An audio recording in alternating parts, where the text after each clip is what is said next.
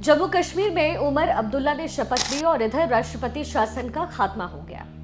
जम्मू कश्मीर में बीते कई वर्षों से राष्ट्रपति शासन लागू था, खासतौर पर आर्टिकल 370 हटाए जाने के बाद से। अब सवाल ये है कि आखिर ये राष्ट्रपति शासन होता क्या है और इसे कब लगाया जाता है और भारत में राष्ट्रपति शासन कब कब लगा है। तो चलिए अपने इस वीडियो में हम आपको राष्ट्रपति शासन से जुड़े हर एक बात बताते हैं। सबसे पहले समझते हैं कि संविधान में राष्ट्रपति शासन को लेकर के कहा क्या गया है। संविधान क्या कहता है? भारतीय संविधान में आर्टिकल 356 है और ये आर्टिकल कहता है कि अगर भारत किसी राज्य में संवैधानिक तंत्र फेल हो जाए तो वहां राष्ट्रपति शासन लगाया जा सकता है और उस स्थिति में राज्य का पूरा कंट्रोल गवर्नर के जरिए सीधे केंद्र सरकार के पास आ जाता है। लेकिन ये कैसे माना जाए कि कहीं संवैधानिक तंत्र फेल हुआ? तो इसके दो तरीके हैं। पहला ये कि उस राज्य का गवर्नर राष्ट्रपति को ये रिपोर्ट भेजे कि भाई यहाँ हालात खराब हैं और राज्य सरकार के बस की बात रही नहीं, या फिर राष्ट्रपति को खुद लगे कि किसी राज्य में ऐसे हालात बन चुके हैं, वहां संविधान के हिसाब से शासन नहीं चल सकता, तो वो उस राज्य का पूरा कंट्रोल अपने हाथ में ले सकता है और अगर राज्य में कोई सरकार है, विधानसभा है, तो उसको भंग कर सकता है। वो राष्ट्रपति शासन का दूसरा तरीका होता है आर्टिकल 365। इसमें एक अंतर है, वो ये कि इस आर्टिकल के मुताबिक अगर कोई राज्य सरकार केंद्र के निर्देशों का पालन नहीं कर रही है, वो फेल हो रही है और कुछ ऐसी स्थितियां बन रही है कि केंद्र और राज्य के बीच टकराव है और उसका असर पूरे देश पर या बाकी व्यवस्था पर है, तो वहां पर आर्टिकल 365 का इस्तेमाल करके राष्ट्रपति शासन लगता है।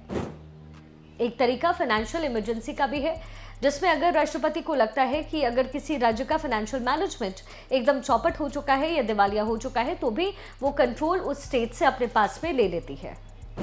अब बात यह है कि आखिर राष्ट्रपति शासन लगता कैसे है, क्या होता है? तो राष्ट्रपति शासन लागू करने के लिए संसद की मंजूरी जरूरी होती है। जिस दिन राष्ट्रपति शासन का ऐलान हो उसके 2 महीने के अंदर अंदर संसद के दोनों सदनों से साधारण बहुमत के साथ इस प्रस्ताव को मंजूर करा लेना चाहिए। दूसरी बात इसमें यह कि राष्ट्रपति शासन को एक बार में सिर्फ 6 महीने के लिए लगता है, यानी जब राष्ट्रपति शासन का आदेश होगा, ऑर्डिनेंस आता है, तो वो सिर्फ 6 महीने के लिए होता है। हालांकि बाद में संसद की मंजूरी लेकर के इसको जो है हर 6 महीने के लिए आगे एक्सटेंड किया जा सकता है और इसे 6 बार बढ़ाया जा सकता है बस। यानी अगर केंद्र चाहे तो 3 साल तक राष्ट्रपति शासन एक के बाद एक बार लागू करके रख सकता है, लेकिन इसके लिए भी एक कंडीशन है। ऐसा तभी हो सकता है जब कोई नेशनल इमरजेंसी हो या फिर चुनाव आयोग ने यह सर्टिफाई किया हो कि जी इस राज्य में चुनाव इस राज्य में 2 साल तक नहीं हो सकता, 3 साल तक नहीं कराए जा सकते। ऐसे में यहाँ राष्ट्रपति शासन लागू रहना चाहिए। इन्हीं कंडीशंस पर इतने लंबे वक्त तक राष्ट्रपति शासन लागू रखा जाएगा, नहीं तो 6 महीने का ही टर्म यूजुअली होता है। अब सवाल यह है कि राष्ट्रपति शासन लागू होने के बाद होता क्या है, बदलता क्या है? होता यह है कि ऐसी स्थिति में जो गवर्नर हैं, राज्यपाल हैं, वो राष्ट्रपति की ओर से पूरे स्टेट का प्रशासन संभालते हैं और उनके जरिए टेक्निकली कंट्रोल जो है भारत के गृह मंत्रालय के पास होता है।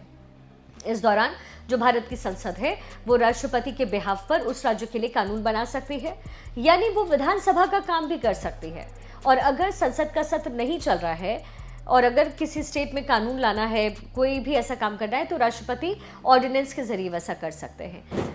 अब सवाल ये कि राष्ट्रपति शासन लगता कब है, तो उसके लिए मैंने आपको आर्टिकल 356 और 365 की तरीके बताए, लेकिन उसमें भी कुछ कंडीशंस होते हैं। पहली चीज तो ये कि 356 की बात करें, जब राज्य विधान मंडल में, यानी कि राज्य की जो विधानसभाएं हैं या विधान परिषद है, वहां पर पर्टिकुलर टाइम के बीच में कोई सरकार ही ना बन पाए या फिर कोई मुख्यमंत्री ना चुना जा सके, कोई सरकार ही ना हो, अलग अलग दल हो, गठबंधन उनके बीच में हो और कोई त्रिशंकु विधानसभा बनता दिखे जहां किसी के पास पूर्ण बहुमत ना हो और कोई भी दल एक दूसरे के साथ आकर सरकार बनाने के लिए राजी ना हो, तो ऐसी स्थिति में राज्यपाल सिफारिश कर सकता है कि यहाँ पर राष्ट्रपति शासन लगाइए। विधानसभा प्रस्ताव में किसी किस्म का अविश्वास प्रस्ताव हो, इसकी वजह से भी लग सकता है।